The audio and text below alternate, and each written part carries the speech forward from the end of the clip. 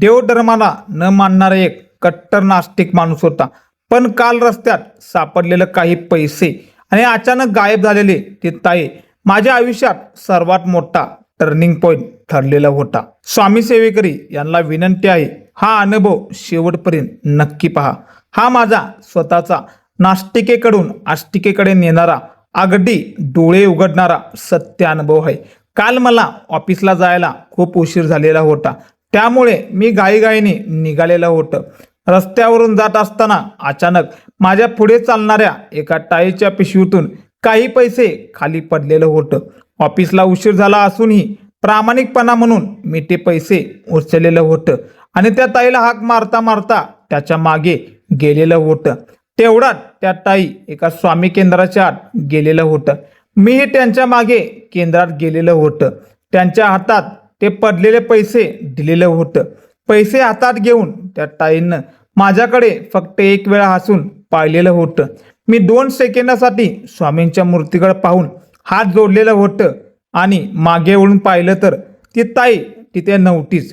केंद्राचा दरवाजा छोटा होता, तिथून कोणीही इतक्या झटक्यात बाहेर जाऊ शक्यच नव्हतं. ती ताई अचानक हवेत गायब झाली काय होती असे मला प्रश्न पडलेलं होतं. मी गोंधळलेलं होतं. तेवढ्यात तिथे आरती सुरू झालेले होतं. मी तिथेच थांबलेलं होतं. डोळे भरून आरती पाहिलेलं होतं.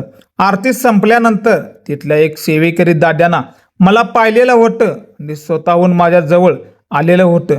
ते म्हणाले, दादा काही विचार करू नका, फक्त हे स्वामींचं तीर्थ आणि अंगारा घ्या, बघा काय होतंय ते.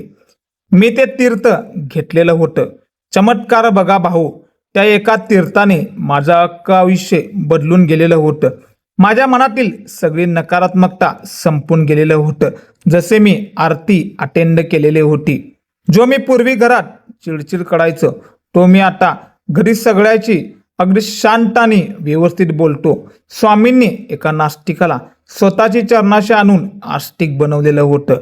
त्यावेळेपासून मी स्वामी समर्थ महाराजांचे नामजप, स्वामीचरित्र सारामृत, गुरुचरित्र देखील पारायण केलेलं होतं. मलाही नवनवीन अनुभव आलेलं होतं. हा अनुभव आपल्याला हेच दाखवून देतो की स्वामी भक्ताला शोधत नाहीत, तर ते सेवेत आणि लीलेचा असे प्रसंग घडवून आणतात की भक्ताला स्वतःकडे खेचून घेतात.